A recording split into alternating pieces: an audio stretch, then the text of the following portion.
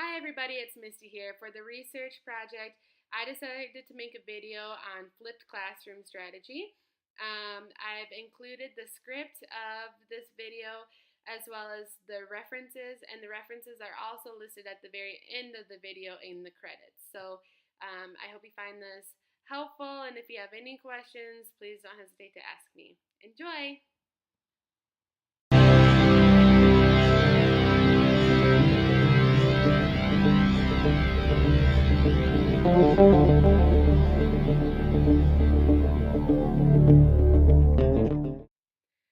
Let's help Miss Grigwater understand what flipping your classroom means, shall we? Many of us are used to the traditional classroom setup.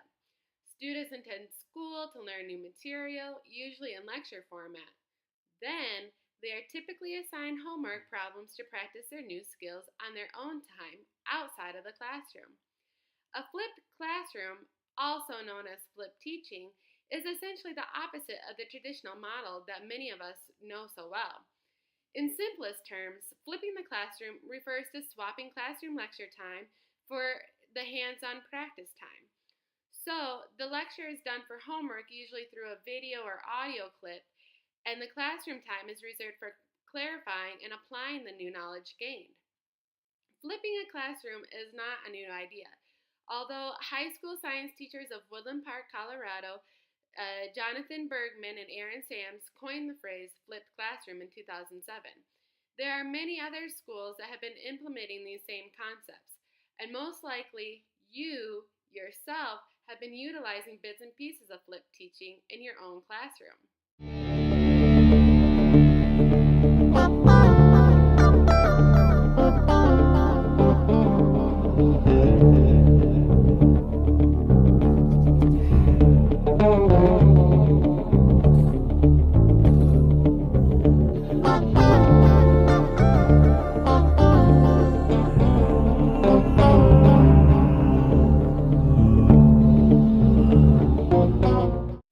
Good question.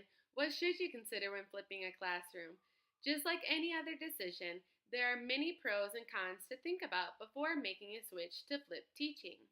Let's start with the pros. First, improve student-teacher interaction. Instead of talking at students, teachers are talking with students. Number two, opportunities for real-time feedback. Teachers can correct students in the moment.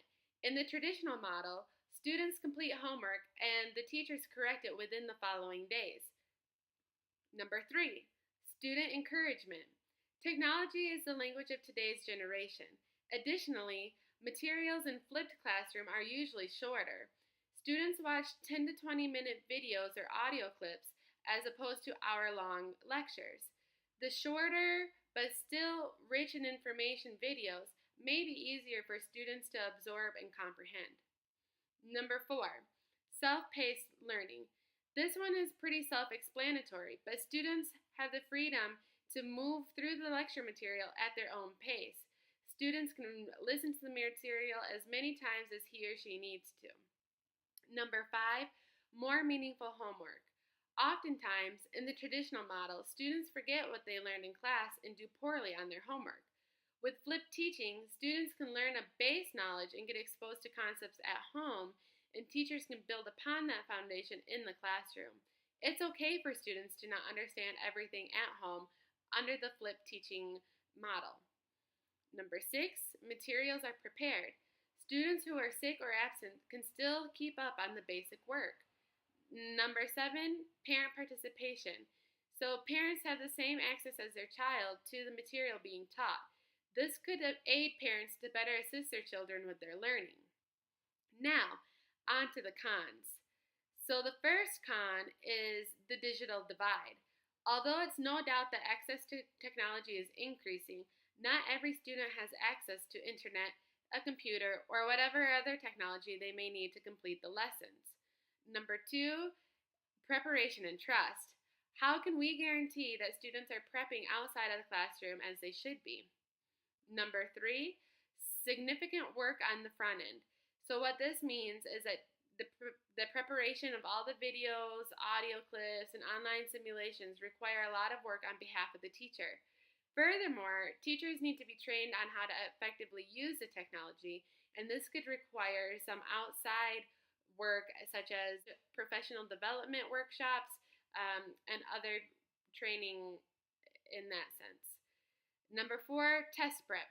Students are required to take written standardized tests, but learning through technology is not a natural form of test prep. And this is something to consider when thinking about implementing flipped classroom teaching. And number five, screens versus scenes. What this means is that learning time in front of the screen is increased, while learning from people and places and being present in the moment is decreased.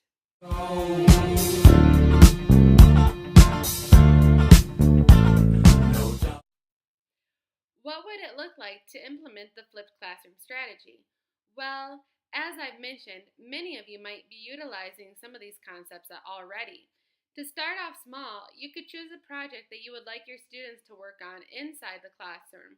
For example, in an English class, you could have your students listen to a story by audio file, and then during the classroom time, they could work on a book report project highlighting the key items such as the genre, characters, synopsis, symbolism, foreshadowing, framing, etc. in the classroom. And you can guide a thoughtful discussion through these topics as they're working on their projects.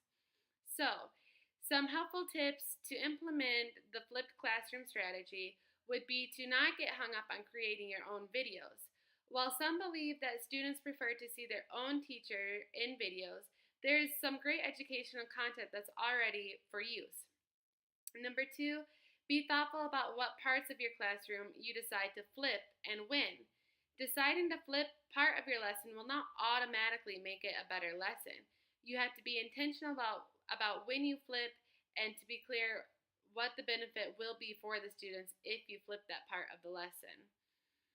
Also, if possible, you should try to find a partner to create the videos with. It can be more engaging for students to hear a back and forth conversation between two teachers. This also allows one teacher to play the role of the mentor and the other can play the role of a learner. Additionally, you should address the issue of access early and find alternatives for students who do not have internet access. Some alternatives could be burning the videos onto DVDs or creating a list of places where students could go to get online. And lastly, find ways to make videos that are engaging.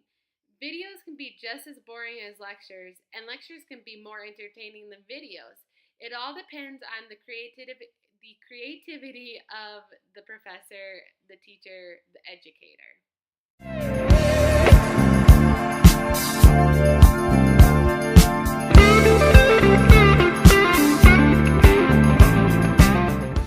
In conclusion, a flipped classroom will not automatically make learning better.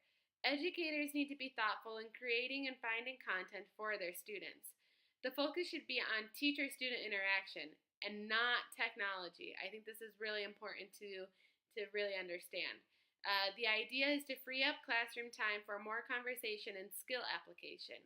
We want to move educators from being the sage on stage to the guide on the side. I don't think technology should or could replace teachers. However, it's naive to think that technology will be going away anytime soon. The two elements, teachers and technology, need to come together in a way that prepares students to become lifelong learners and engaged citizens. Thanks for taking the time to watch my video. Yes!